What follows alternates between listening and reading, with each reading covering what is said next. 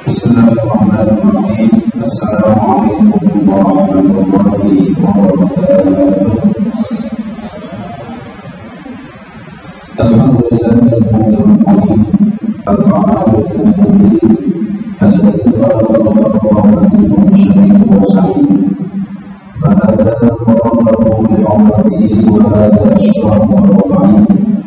أشهد أن لا إله إلا الله وأشهد أن محمدا عبده ورسوله أفضل الرسل والأنبياء. اللهم صل وسلم وبارك وكرم على حبيبنا وشفيعنا وقرة أعيننا سيدنا محمد وعلى آله وصحبه وسلم تسليما كثيرا. أما بعد نود التعلم والتعليم والإفادة والاستفادة والنفع والانتفاع لله تعالى. اللهم إنا نسألك الهدى والرضا والعفاف والغنى. آمين يا رب العالمين. Iman sekalian, alhamdulillah hari kita bersyukur kepada Allah Subhanahu wa taala. Dan dalam ketika kita bisa berkumpul Ramadan, bisa melaksanakan ibadah puasa Ramadan, semoga bagian dari cara mengampuni dosa-dosa kita sebagaimana sabda Rasulullah SAW, man shoma Ramadan imanan wa ihtisaban ghufira lahu ma taqaddama min dhanbihi. Barang siapa orang yang berpuasa di bulan Ramadan dengan penuh keimanan dan mencari ridha Allah Subhanahu wa taala, maka Allah akan mengampuni dosa-dosa kita. Semoga kita mendapatkan ampunannya. Amin. Iman sekalian, sebagai seorang pemimpin dalam keluarga, tentunya kita menginginkan ampunan Allah itu tidak hanya untuk diri kita saja, tetapi kita berharap ampunan Allah itu bisa diberikan kepada keluarga kita, karena memang tugas kita sebagai pemimpin adalah mengusahakan wajibullah. Jagalah diri kalian dari masyarakat dan juga keluarga kalian, istri dan anak-anak kalian. Tema yang kita pada siang hari ini adalah bagaimana kita mendidik anak-anak kita bisa melaksanakan ibadah puasa sejak dini, sehingga nanti anak-anak tersebut menjadi investasi akhirat bagi kita orang tua. Nabi sallallahu alaihi wasallam memberitakan kita, "Azawwaju wa qulu fa inni ubahidu wa mu'awwidun." Menikahlah kalian dengan seorang wanita yang subur, yang bisa memberikan keturunan yang baik, karena nanti kita sudah kelak di hari kiamat kelak. Nabi sallallahu alaihi wasallam membanggakan terhadap banyaknya umat ini. Maka cara kita membanggakan juga perbanyakan yang masih punya keluarga tambah terus 3, 4, 5, pokoknya tidak pakai kamu. Tapi dengan catatan undang dengan kualitas. Bangunnya nanti mencet-cet, banyak sekitar mungkinnya tidak sama mungkin dan sertifikat akhirnya pencet kemana-mana.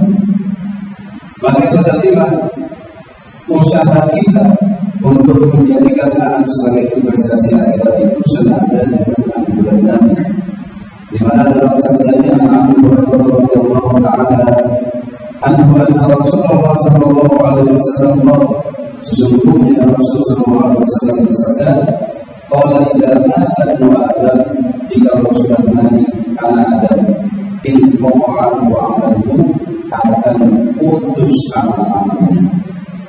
Illa min thalathin, kecuali dari 3 hal. Yang pertama adalah shadaqatin jariyatin, sedekah yang terus mengalir pahalanya. Bisa kita dengan mewakafkan sesuatu yang bisa mengalir terus sampai hari kiamat. atau ilmu atau ilmu yang bermanfaat, apalagi ilmu itu kita ajarkan kepada anak-anak kita, kepada istri kita. Surat Al-Fatihahnya belajar dari bapaknya, kemudian salat-salatnya belajar dari bapaknya, bahkan cara berpuasa Ramadannya belajar dari bapaknya.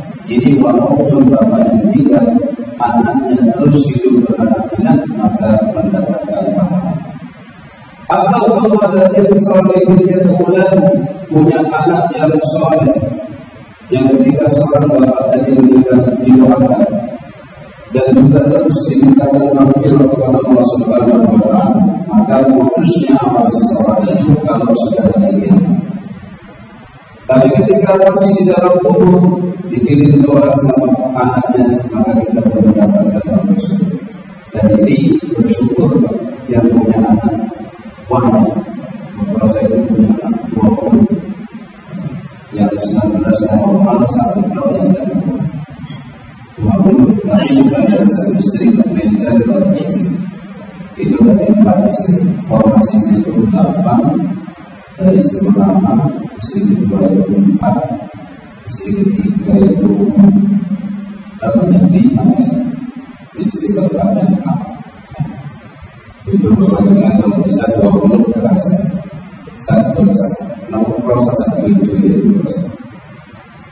Tapi kalau 20 jadi orang soleh semua, lalu mendoakan kepada bapaknya, kepada ibunya, masya Allah, itu akan menjadi investasi.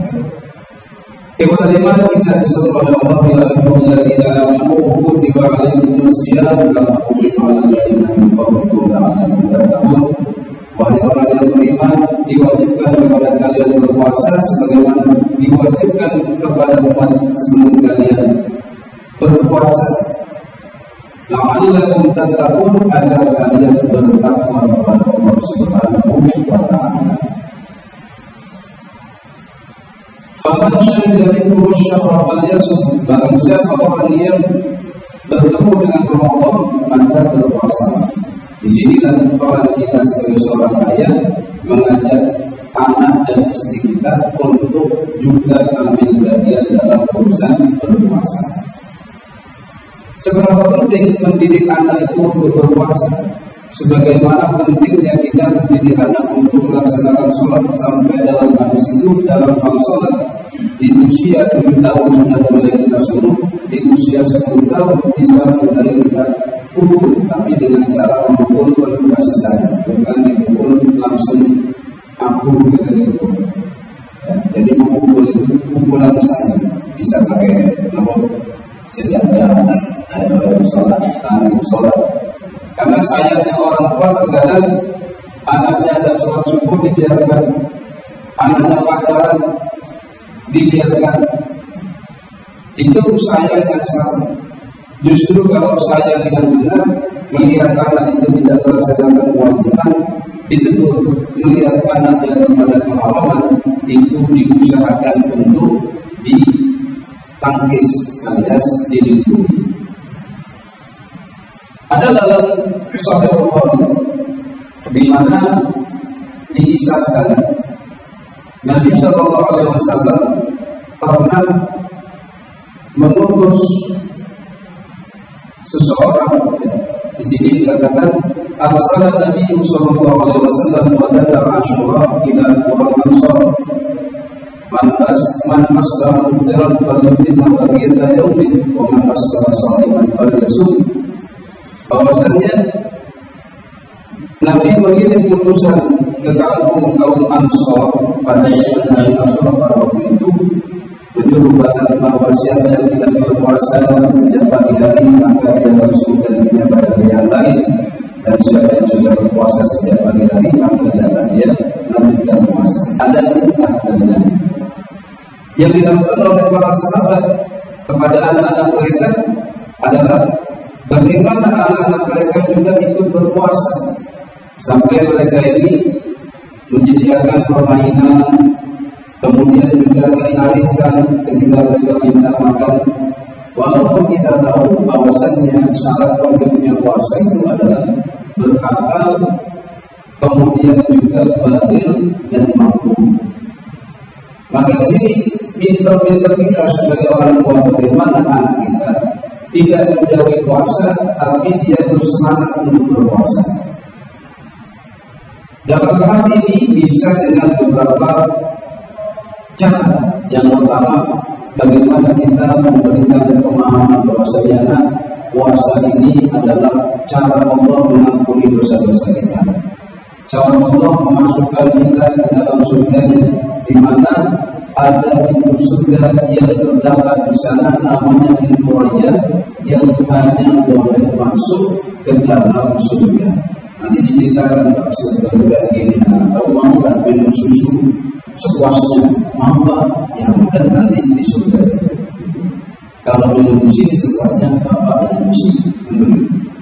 Mau makan makanan yang bermacam-macam, mandi di sungai yang mengalir di dalamnya madu, ataupun mengalir di dalamnya susu, itu mana suka, nanti dimotivasi. Kemudian dilatih secara bertahap, makanya kalau orang tua dulu sampai sekarang pun masih ada puasa dulu, pastinya kan tidak ada puasa dulu, tapi jangan dipakai kalau saat kita sudah balik nanti ikut-ikutan bapaknya, karena dari dulu katanya bapak saya disuruh latihan puasa dulu sampai sekarang. Sama ketika bersahur itu, waktu makan satu piring, baru kecil, kemudian disuruh makan, Pak sudah ada, tidak pernah teruskan. Bapaknya dalam hal yang teruskan sudah. Ini juga untuk anak-anak yang belajar puasa, dia kuat. Dan kalau sekarang sudah balik, ya imsak sudah tidak boleh makan. Kemudian jangan lupa, kalau sudah dilatih bertahap, nanti dikasih motivasi. Salah satunya adalah dengan dijadikan hadiah. Hadiah itu bagian dari syariat. Sampai dikatakan tahaku, salinglah kalian memberikan hadiah, salinglah kalian mencintai Allah. Dibandingkan kalau ingin mencintai Allah, sering-sering kasih hadiah. Khususnya istri dengan yang itu adalah Allah. Harus diomongin apa? Saya mau apa ini? Ingin mau kemana? Betul mau buka apa? Atau besok sama saya ini mau buka di mana? Di dalam sederhana mau sungguh begitu. Pilihkan yang sesuai budget. Lalu jangan sampai kita menyuruh anak kita kemudian kita pun tidak melakukan. Maka di situ di antara cara mendidik anak berpuasa menjadi teladan yang baik untuk anak-anaknya. Beda orang itu, anak saya itu pada intinya dijanjikan piala kalau bisa sesuai taktik yang dilakukan. Ada taktik Ramadan, misalkan orang tarawih, kemudian itu boleh seperti itu. Dari anak-anak sebagaimana guru-guru di sekolah pun mengarahkan anak-anak seperti itu. Alangkah baiknya bersyukur kalau kamu full, kalau kamu berpuasa full nanti sama bapak dikasih hadiah tidak motor mobil baru. Ada beberapa mobil nanti jadi mobil. Kalau sanggup ya anak biasa. Kemudian diterangkan kepada anak, puasa itu jangan hanya urusan makan minumnya saja. Katanya bagaimana kita memberikan pemahaman. Nah ini urusan puasa ini adalah belajar ihsan, belajar dimuliakan oleh Allah Subhanahu Wa Taala. Bahwasanya bapak tidak mungkin mengawasi kamu setengah hari, walaupun hanya setengah hari. Tapi bapak minta kamu jujur. Dan tidak boleh dipaksa. Kenapa? Kok dia tidak boleh dipaksa dan sampai puasa dalam keadaan begitu? Wajibnya puasa adalah engkau beribadah karena khawatir kalau dipaksa anak itu diam-diam minum, diam-diam korupsi, alias walaupun dalam itu misalnya umur nggak balik, walaupun umur itu sedikit, tapi kalau sering nggak balik dari keluarga, apalagi umurnya tambah. Ekonomi banyak sekalian. Lalu ibadah puasa itu kita jadikan suatu sarana, karena memang lingkungannya. Ayo nanti kalau puasa semua, bisa buka bersama, pilih restoran yang mau, itu juga bisa jadikan motivasi. Jadi anak itu senang. Kalau anak saya itu paling senang kalau dia ada bersama, soalnya dia bisa tampil kesulitan berkali-kali. Gitu. Maka itu bisa jadikan motivasi. Kalau puasanya 10 hari, nanti ke restoran. Setiap seminggu misalkan dijanjikan apa, termasuk nanti di akhir. Karena anak-anak itu Pak, ya begitu, senangnya itu memang sesuatu yang dia sukai. Dan yang terakhir di antara yang perlu kita tanamkan adalah bagaimana puasa itu menanamkan kesabaran. Karena belum waktunya setengah hari sudah mau bersama ya sabar. Nanti kurang sebentar lagi. Atau kita berikan ayo tidur saja. Atau ini bolehlah mainan ini, main game. Tadi kan game yang mubah, yang halal, dan game yang menjerumuskan. Tapi nanti kita berikan batasan agar tidak menjadi hal yang berbeda. Saya kira itu yang saya sampaikan tadi, maka tidak bisa share, sudah saya sampaikan dalam kesempatan. Walaupun hanya sedikit, tapi semoga itu bermanfaat bagi kita dalam memotivasi diri kita dan anak-anak kita, istri kita untuk bisa senantiasa melaksanakan ibadah puasa. Amin. Allahumma amin. Waktu itu sudah habis, semoga bertanya. Sisi tanya jawab berapa menit.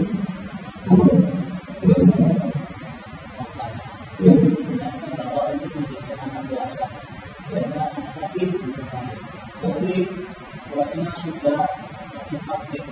Saya katakan adanya itu ini anak atau perempuan. Yang kita ketahui bahwasanya anak-anak yang belum tahu dalam hal beribadah dan berbuat baik biasanya orang tuanya mendapatkan pahala. Misalkan kemudian ada anaknya umroh, ada anaknya haji kan belum waktunya. Tapi kalau sudah kemudian beritanya daripada rekreasi ke Eropa, mending ke sana, biar sekalian ibadah, sholat itu tanggung jawab. Jadi anak itu memang bisa menjadi musuh, bisa menjadi nikmat. Jadi kalau kita melihat surat Al-Baqarah, kenapa Allah ingatkan hati-hati istri dan anak bisa menjadi musuh bagi kita. Musuh itu dalam artian apa? Kalau kita melihat, kan ada orang yang pandai mana tapi tidak mau mendidik, apalagi tidak mau kasih tahu. Jika di sana mana itu tinggal, mana di sini misalnya ada itu ada itu, maksudnya tinggal. Lu hati-hati itu di mana kamu? Katanya kalau pada itu mana itu tidak mau cukup banyak dosa yang kita akan hasilkan jika kita menyia-nyiakan orang yang wajib kita pakai. Apalagi anak yang tidak diurus, anak yang tidak dididik, anak yang tidak dinafkahi. Tidak dinafkahi saja sudah dosa itu. Apalagi tidak dididik.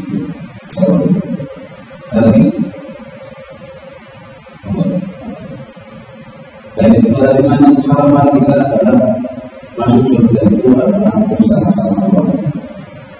Di mana kita akan menjadi orang yang bahagia jika anak-anak kita juga menjadi orang yang soleh dan soleh. Dan menjadi anak itu memang mulainya sejak kita menanamkan diri kita. Jadi ketika kita menanamkan diri Allah berfirman, Allahumma jadikan syaitan wa jadikan syaitan ila mazalana. Ya Allah, jauhkan kami dari syaitan. Termasuk ketika kami berhubungan sama istri ya Allah, jika kelak jadi anak, maka jauhkan juga dari kalangan syaitan. Karena syaitan itu oleh Allah memberikan kemudahan masuk ke dalam manusia, makan pada manusia, minum pada manusia, sehingga kalau kita lupa dan baca doa tidak makan, syaitan itu menurun. Tidur baru kita, makan baru kita. Termasuk ketika kita belum masuk istri dan baca itu, maka dia pun ikut berhubungan sama istri. Akhirnya anaknya itu karakternya tersempurna dari sana. Sehingga kalau disuruh masih kurang dia repot, netizen tetap baru-baru itu semangat.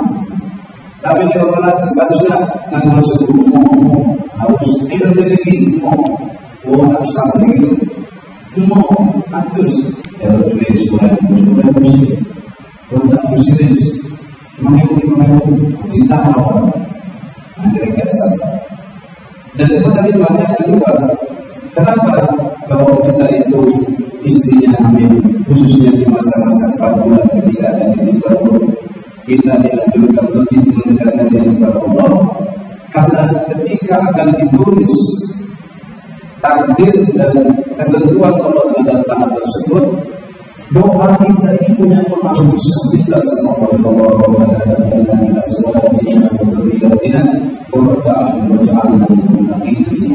ada orang kalau sebenarnya sebagai tapi dunia kita jangan dipikir. Di sini muktamina imam itu doanya ketika mengambil itu kita jadi sampai suruh ibunya itu banyak baca doa, bapaknya juga membacakan mendoakan. Karena itu adalah masa-masa pendidikan sampai ketika lahir kita pun sebagai bapak diperintahkan untuk menandai agar yang pertama kita oleh anak itu adalah ajarkan untuk sholat. Maka kita harus ajarkan dan misalkan ada kita jangan terlalu paham lantai takutnya pasti ada anak kalau nangis keluar dari itu ada juga yang senang terlalu paham takut itu ada juga atau nanti setelah mendekati balik sering ada masih didampingi gitu ya karena memang kalau cuma disuruh masjid Bapak masih sendiri di masjid kalau amin itu sampai ada orang amin itu di masjid hampir di jamaah di masjid ada tiga yang syukur gitu sampai nanti jadi ada orang sebelumnya anak minta sampai banyak tahun sampai dia itu proyek dan lain sebagainya tapi ada juga setelah punya anak terus duduk gara-gara anak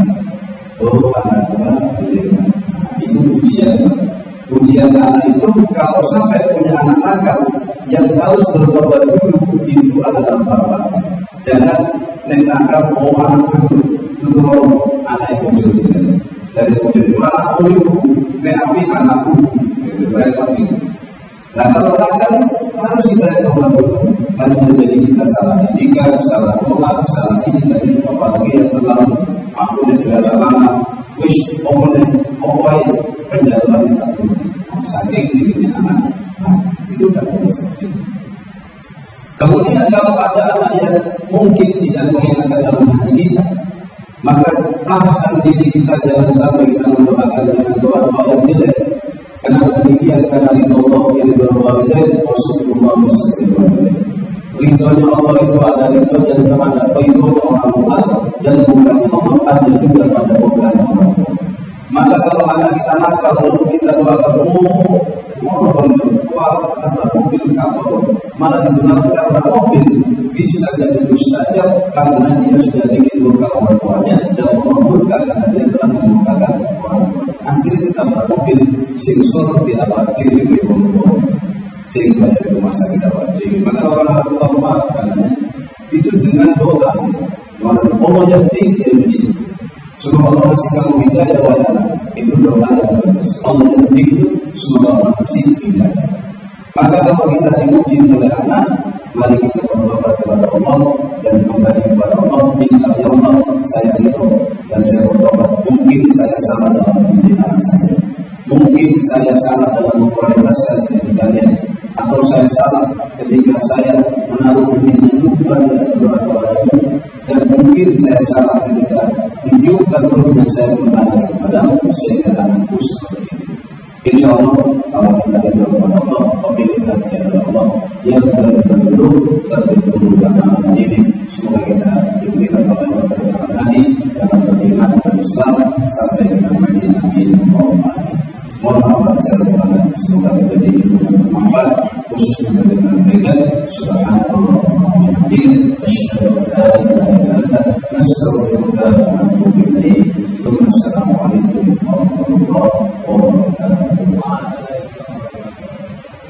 Nah,